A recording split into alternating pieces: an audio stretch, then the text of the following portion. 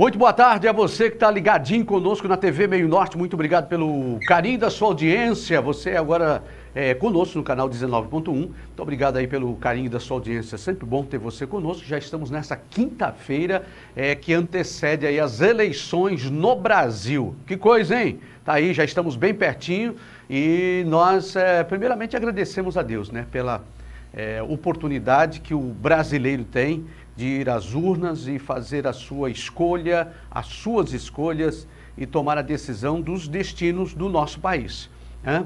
E que cada um possa conscientemente, se você ainda está em dúvida em relação aí à escolha de deputados ou senador, governo, esse tempinho. Então nada de, você tem tempo, né? Nós tivemos todo o tempo, nada de ir pegar santinho lá na porta, né, onde você vai votar, então lá no portão. Então é preciso que você conscientemente escolha. Converse com amigos, converse aí com seus parentes, converse aí com as pessoas para que você possa tomar uma decisão acertada. E nós aqui ao longo desses dias todos, nós temos oportunizado também para que algumas pessoas venham aqui que são candidatas, né?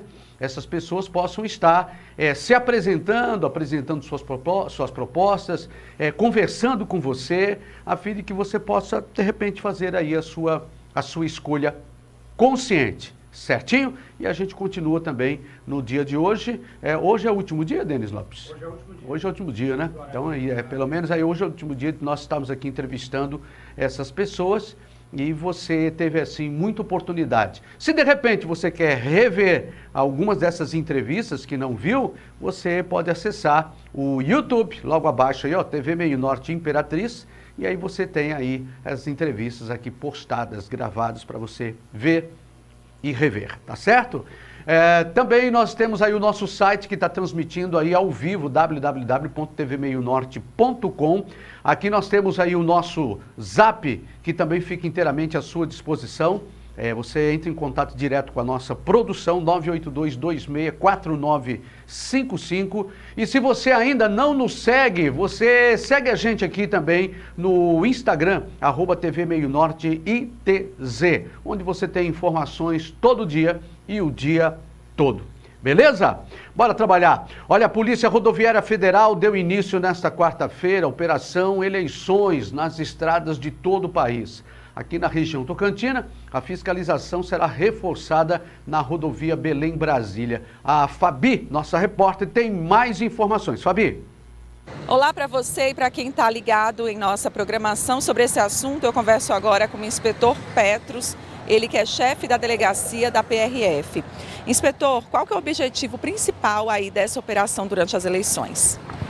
A Operação Eleições 2022 ela tem o objetivo de garantir o direito ao voto.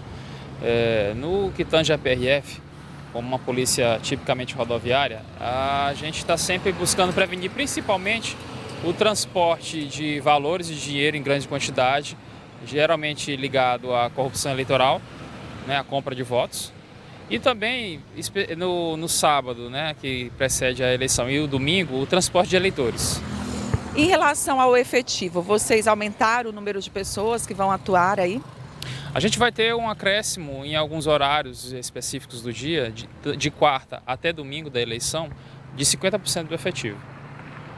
Tá certo. E além dessa questão que você mencionou, outros crimes também vão ser aí combatidos também pela PRF, né? Além dos crimes de trânsito. Sim, é uma operação tipicamente voltada para a criminalidade. É feita a fiscalização voltada para quaisquer crimes que sejam flagranteados, né? Porém, o foco maior são os crimes eleitorais.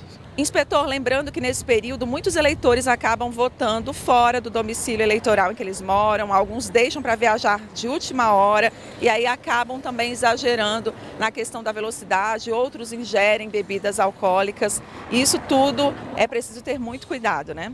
Sim, para além da Operação Eleições 2022 e para além da questão dos crimes eleitorais, a operação também ela se preocupa com a preocupação essencial da PRF, que é a segurança do trânsito, né? A fluidez do trânsito.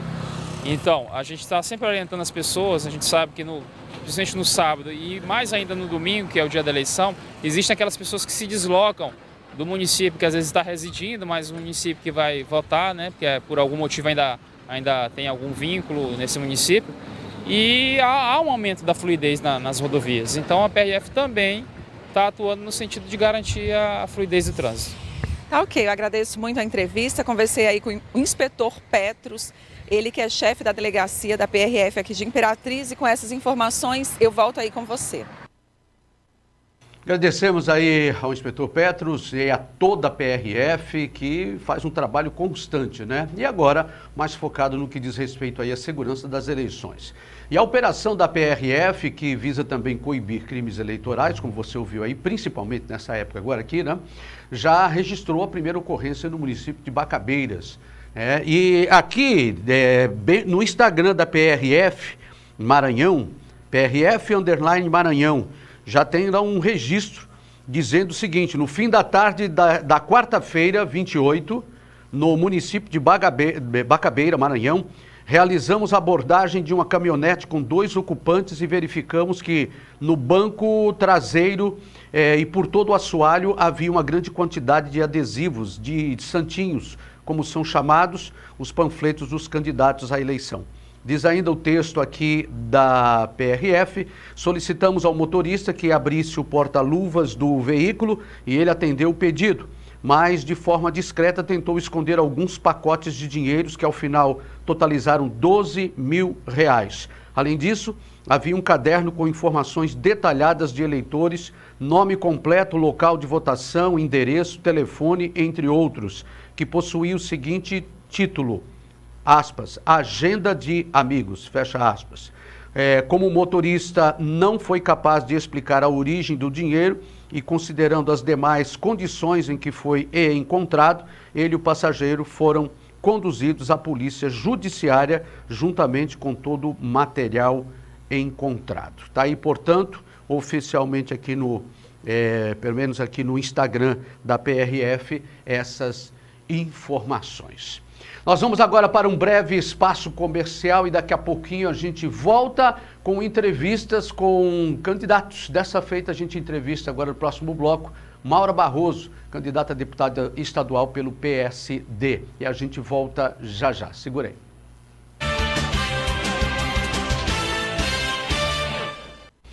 Na nossa proposta e o nosso propósito de apresentar alguns candidatos e candidatas a deputados, né, estadual, federal, nós temos o prazer de receber mais uma candidata, dessa feita Maura Barroso, que está aqui conosco, candidata a deputada estadual pelo PSD.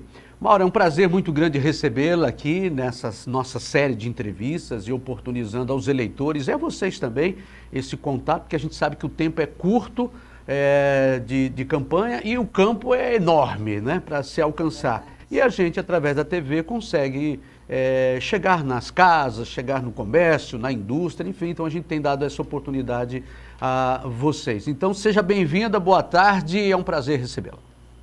Boa tarde, pastor Laércio, é um prazer estar aqui com vocês para falar um pouco da nossa trajetória, das nossas propostas para o Maranhão. Então, eu quero louvar a Deus, primeiramente agradecer a Deus por essa oportunidade. E você que está nos assistindo, nos ouvindo nessa tarde, meu muito obrigada.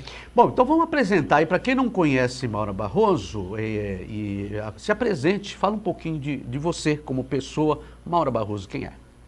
Maura Barroso é uma mulher determinada, uma mulher que tem muita fé, primeiramente, em Deus. Sou evangélica, casada, mãe de 2 filhos, empresária, missionária da Assembleia de Deus de Imperatriz, capelã e cuidadora de idosos, acho que é de conhecimento, pastor, muitos anos trabalhei, milito na área do idoso e cuidadora social e várias, eu digo assim, eu busquei, né, estar aprendendo mais para melhorar o atendimento e o cuidado com pessoas, que como eu falei com o senhor, que a gente tem uma missão de cuidar. Então, minha trajetória de vida foi sempre cuidando. Moro num bairro distante, do centro, um pouco distante, né, onde falta muita ação do poder público. E eu comecei minha trajetória ali como missionária, evangelizando crianças, depois alfabetizei crianças, depois idosos à noite na garagem da minha casa. Então, ali, eu fazia um trabalho social, vários cursos, como sou coordenadora da Ação Social há muitos anos, da Assembleia de Deus, trabalhando nesta área, cuidando de pessoas, com curso de formação, capacitação, lá, pessoas saíram empresárias, empreendedoras. E hoje, eu me sinto feliz de ver crianças que hoje estão formadas e passaram pelas nossas mãos ali, num bairro carente, mas não por ser carente, a gente fez algo para que pudesse melhorar a vida das pessoas. Então, a política foi uma consequência do nosso trabalho, não foi uma opção minha, foi da comunidade de querer alguém para representar, para trazer melhorias para a nossa comunidade, e ali foi crescendo esse anseio. Então, essa Maura é essa que está vendo aqui. Ou seja, política pública você já fazia, né? Já vem fazendo, já. Né? Políticas públicas sempre, eu digo que sempre desde que eu me entendi. Quando fundou lá São Francisco, eu saía, eu era criança, acho que com uns 12 anos, saía para cuidar lá aos domingos, sábado, ficar lá com os idosos. Eles contavam história e a gente dava banho. E aí, como eu sempre fui apaixonada por cuidar de pessoas. E eu tive na terceira idade esse elo muito grande. Perdi minha avó muito jovem, eu era criança, mas eu adotava. Tinha uma vizinha lá que eu chamava de vó e eu dormia com ela, minha mãe só deixava, se ela pedisse, necessitasse, eu ia para lá. Dormia ao lado dela para cuidar. Então, eu acho que a gente tem uma missão. Então, a minha vida foi sempre ligada ao cuidado com o outro, ao cuidar de pessoas. E isso foi que nos levou a estar aqui, a estar disputando, né, uma vaga na Câmara estadual, na Assembleia Legislativa Estadual. Agora, você teve, então, após isso, uma experiência no Legislativo Municipal. Fui vereadora de Imperatriz. Antes eu fui coordenadora da Casa do Idoso durante muitos anos. Depois fui presidente do Conselho Municipal de Proteção ao Idoso durante 4 mandatos, voluntariamente. E trabalhei em programa social como a ABB Comunidade. Então, isso, né? Essa ansiedade do povo de querer dar, eu digo assim, um mandato para nós. Então, foi isso que nos fez entrar na política. Entramos, fizemos um excelente trabalho, fomos uma das vereadoras mais bem votadas, mas, infelizmente, o partido não fez o coeficiente, não foi pela votação. Foi porque, você sabe, com essa nova, né, legislação, não foi possível estar. Mas fizemos leis que hoje favorecem, beneficiam nossos idosos, como a Semana Municipal de Enfrentamento à Violência contra a Pessoa Idosa, é uma lei de nossa autoria, de minha autoria, a lei de combate ao feminicídio, a lei de combate à violência contra as mulheres. Então, várias indicações, como hoje a gente vê uma realidade, como ampliação do número de creches. Então, trabalhamos muito. Eu senti que eu cumpri com o meu papel ali na Câmara de Vereadores, como vereadora, fui bem votada, mas Deus escolheu um outro caminho, e eu sempre digo, se ele fizer, ele é Deus, se ele não fizer, ele continua sendo Deus da minha vida. Agora, você, então, acredita que toda essa sua experiência, essa bagagem, você pode ampliar esses auxílios chegando lá numa cadeira legislativo estadual? Vejo a necessidade de ampliar as políticas públicas para nossas crianças, para as mulheres, para nossos idosos, nossos jovens. Muitas leis que nós foi aprovada, sancionada aqui no município de Imperatriz, pode levar a ser ampliada para o Estado. Emendas que venham a favorecer a ampliação de número de centro de convivência de modalidade não asilar. Nós podemos estar ampliando, eu digo, essas leis, mecanismos de combate à violência contra a mulher, ampliação de creches por tempo integral, que nossas mulheres precisam trabalhar. Também nós podemos estar fomentando a geração para as mulheres que têm trabalho, são empreendedoras, e nós precisamos estar ampliando. E isso eu creio que o Maranhão necessita dessas políticas públicas. Então, Maura Barroso é uma mulher que tem se dedicado a projetos, às leis que veio beneficiar a minha cidade. E hoje eu quero ampliar para que venha beneficiar não só a minha cidade, mas todo o estado do Maranhão. Quais, na sua visão, na sua experiência, na sua vivência, Maura, qual tem sido, assim, nessa área do idosos que você, desde criança, como você relatou, você acompanha? Quais são, assim, algumas necessidades assim, prementes, né, imediatas, que precisam ser supridas dos nossos idosos? Eu acho no lado da saúde. Os nossos idosos, a maioria, por exemplo, precisam de atendimento médico, atendimento especializado.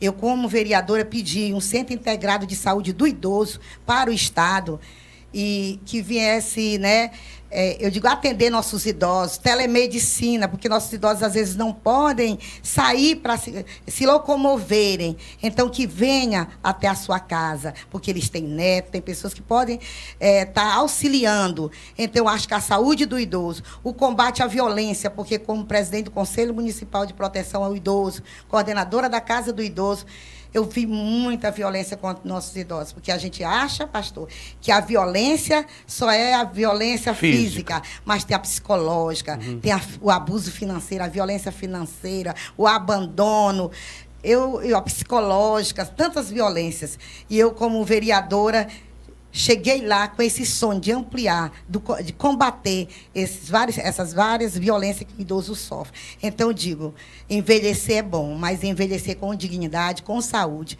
E depende de todos nós, depende de políticas públicas voltadas ao envelhecimento digno e saudável para nossos idosos. Para as mulheres, que proposta você acredita que, de imediato, você buscaria implantar? Eu acho que emendas voltadas também à saúde da mulher. Ampliar a saúde da mulher. Muitas mulheres hoje morrem, pastor, de câncer. Antes, quando vem descobrir o diagnóstico, aqui não tem um centro de biópsia. Quando vem descobrir, já não tem mais jeito. Passa um ano para conseguir fazer os exames, 6 meses, uma consulta. Então, isso seria ampliar as políticas de saúde. Muitas cidades grandes têm hospital saúde da mulher, voltada para nós, para as mulheres. O empreendedorismo, a maioria das mulheres, elas que são, como se diz, que tomam conta, que pagam, eu digo, que mantêm a sua casa. Então, elas precisam de incentivos.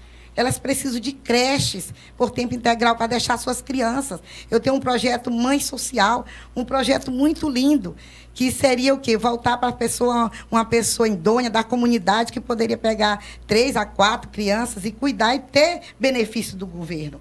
E isso são políticas que vêm melhorar a vida da mulher, o combate à violência, feminicídio. Eu fui autora da lei de feminicídio aqui em Imperatriz. Nós temos que criar mais, ampliar mais esses mecanismos que venha, eu digo, combater essa violência que tantas mulheres têm sofrido. Então, nós precisamos na saúde, violência, na área do empreendedorismo, incentivar as mulheres, que você sabe que elas precisam, nós precisamos. Então, nós temos dificuldades, as mulheres até na área da política é muito difícil. Nós sabemos dos 42, tem 8, né? Deputados estadual. Por quê? Porque a carreira é diferente, a correria é diferente do homem. E nós precisamos valorizar cada dia mais nossas mulheres. Quando você valoriza a mulher, você valoriza a família. Dentro desse aspecto de, por exemplo, de segurança, eu lembro que até bem pouco tempo, não faz muito tempo, que nós não tínhamos aqui uma delegacia, por exemplo, específica da mulher, né? Uma delegada ali específica da mulher. E a gente via que era um cantinho lá que se atendia de modo geral. Ou seja, é através das políticas especializadas que a gente consegue ampliar essa rede de proteção. Com certeza. É através dessas políticas voltadas de atenção, proteção à mulher, que a gente vai conseguir diminuir, e a gente quer acabar, né? Mas diminuir tanta violência. Por exemplo, eu fui acho que a pioneira na luta para a criação da delegacia especializada do idoso, que ainda hoje não é uma delegacia, não se tem. Então, nós lutamos muitos anos, desde o tempo do Conselho do Idoso, para que venha criar, realmente exista para receber os nossos idosos, assim como a mulher. Nós precisamos ampliar essas políticas públicas voltadas para as mulheres, que você sabe que elas precisam ser valorizadas, porque as mulheres, eu digo mais, elas têm vários afazeres, e elas precisam, elas querem estar no mercado de trabalho, elas querem se envolver, ela não tem condições, ela não vai deixar seus filhos para ir trabalhar. Muitas renunciam ao trabalho, porque não tem com quem deixar seus filhos. Ora, uma das coisas que a gente sempre tem visto ainda, e a gente sabe que você é muito voltado aí para essa área social, e a gente sente, assim como você falou do idoso, a gente sente os extremos da nossa vida um tanto quanto desamparados, né? Tanto o idoso, mas também a criança. né? A criança, a gente sente que falta ainda, apesar de todos os mecanismos que nós temos, mas ainda pode ser feito muito mais pelas nossas crianças? Pode. Muito mais. As garantias do direito da criança podem ser ampliado muito mais. Nossas crianças precisam brincar, precisam ter, quando chegam a uma idade, até eu falo sempre que as políticas descentralizadas, política de cultura, eu digo de esporte, lazer, que ela vá aos bairros. Espaços. Espaços para que nossas crianças possam crescer saudáveis, espaço de aprendizado. E eu vejo que a formação é a educação básica. Você sabe, como pedagoga, e eu também sou pedagoga, a gente sabe que tudo se inicia na primeira infância. E o idoso, em relação ao idoso, essa é uma luta constante. Porque você cria os seus filhos, contribui com a economia. Foram os idosos que fizeram toda essa cidade. E hoje eles precisam ser acolhidos, precisam de políticas públicas que dê atenção, que valorize o idoso como ele merece. Ele cuidou de você, ele cuidou de uma sociedade e hoje muitos idosos vivem abandonados. E aqui só temos um lá de modalidade asilar, que é o Lar São Francisco, que não é da prefeitura. Nós não temos um abrigo da prefeitura, nós só temos esse, que só 50 idosos. Tem necessário falecer um idoso para colocar outro. E outra coisa, é preciso ter essa visão de que nós temos os nossos idosos, mas que todos nós estamos caminhando para lá. Ou seja, quando você faz alguma coisa de proteção, é uma ação que você vai desfrutar mais tarde. Pastor, eu falo isso como coordenadora, como cuidadora de idosos, que eu saí daqui, passei quando não tinha nem cuidador de idoso, o primeiro curso de cuidador de idosos do Maranhão, eu fui para São Luís para fazer, me ausentei da minha família, e sempre os idosos dizem: Dona Maura, por que a senhora é mãe, me chama de mãe dos idosos?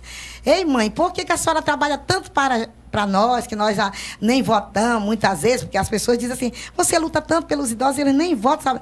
Mas eu luto, eu digo assim, porque eles precisam de amor, de carinho, de cuidado. E eu digo para eles, eu luto porque eu quero chegar na terceira idade e ver essas políticas acontecendo. Eu quero vivenciar isso. Então, quando eu cuido de vocês, justamente, quando eu cuido de vocês, eu estou cuidando do meu futuro e do futuro dos filhos de vocês. Maura, foi um prazer muito grande recebê-la nessa oportunidade. Quero deixar esse minuto final para você falar ao seu eleitor. Eu quero aqui falar com você.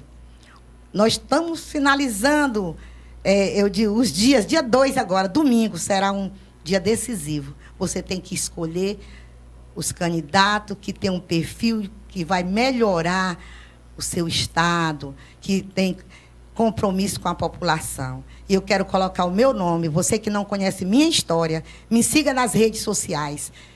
E eu quero dizer para você que eu estou preparada, primeiramente Deus, e eu estou preparada para cuidar do Maranhão, em especial a minha região tocantina. Então, sou Maura Barroso, candidata a deputada estadual. Meu número é 55444. Conto com seu apoio. Vamos fazer a diferença. Muito obrigado, Maura Barroso. Bom, e a gente agora vai saber da agenda dos candidatos ao governo do Maranhão na tela do agora.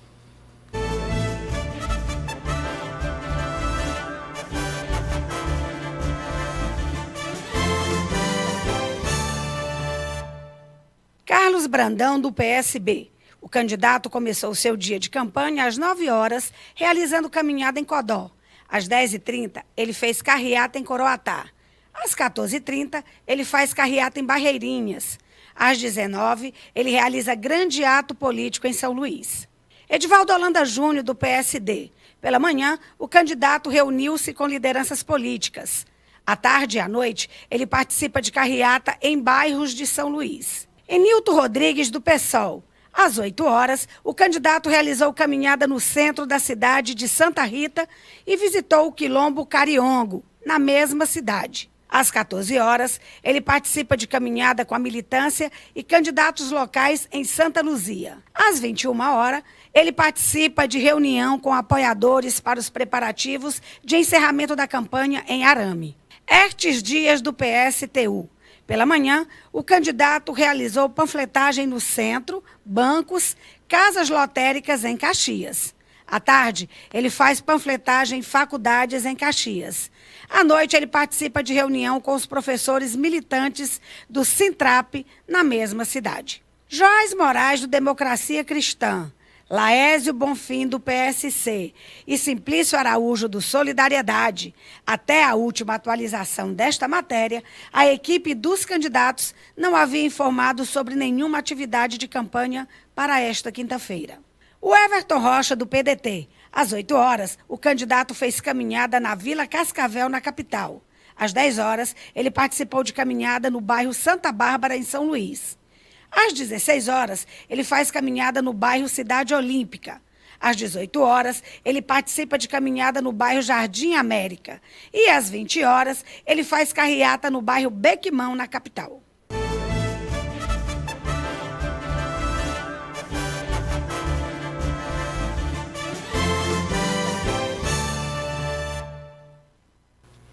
Com a proximidade, portanto, do domingo, dia de eleições, a Justiça Eleitoral e as forças de segurança se reuniram mais uma vez para definirem como vão ser feitas as seguranças em Imperatriz e na nossa região eleitoral. Na tela.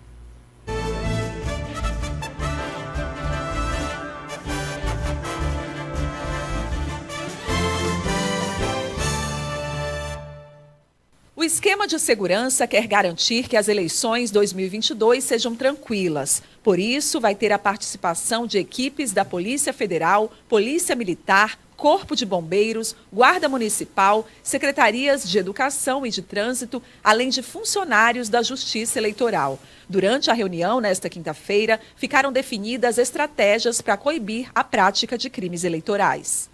Cada instituição tem a sua estratégia, cada instituição já sabe a forma que vai atuar e somando esforços de todas elas, a gente garante uma eleição absolutamente tranquila.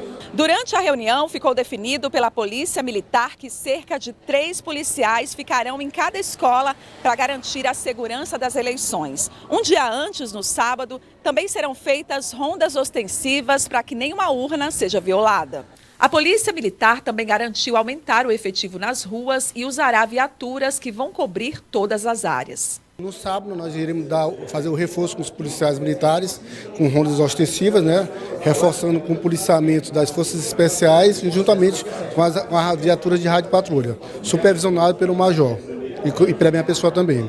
E no domingo já está feita a distribuição dos policiais nas 78 escolas, que englobam o 14º, tanto Imperatriz, Davinópolis, João Lisboa e Senador La Roque, que também fazem parte do 14º BPM, já estão distribuídos o policiamento. Vai ficar 3 a 12 policiais por escola, além do reforço do policiamento ostensivo preventivo de viaturas.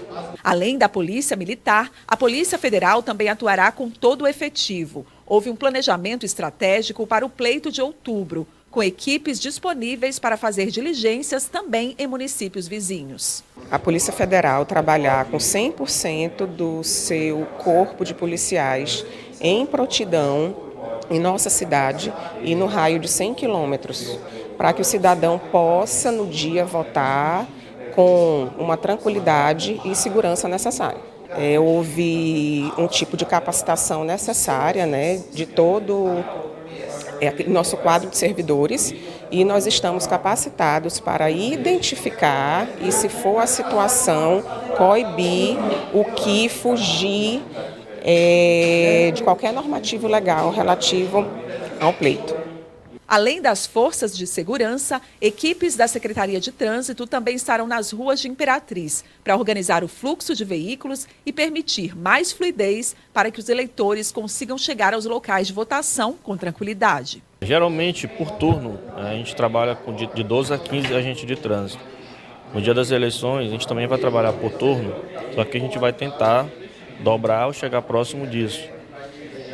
A gente vai trabalhar atuando principalmente para dar fluidez no trânsito.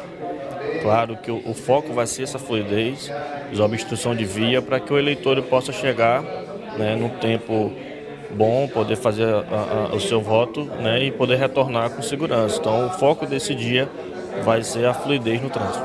Uma das novidades das eleições 2022 é a unificação do horário de votação em todo o país. Todas as sessões eleitorais funcionarão das 8 da manhã às 5 da tarde pelo horário de Brasília. Cidades com fusos horários diferentes devem se adequar ao horário da capital federal.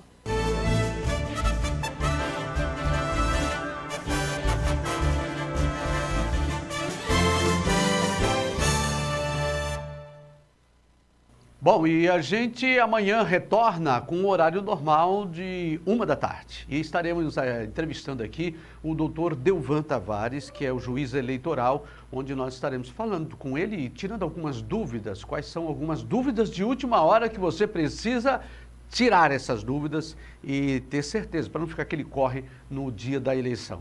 Certinho? Tudo bem, né, Denis Lopes? Então a gente fica por aqui. Muito obrigado pelo carinho da sua audiência e até amanhã, se Deus quiser.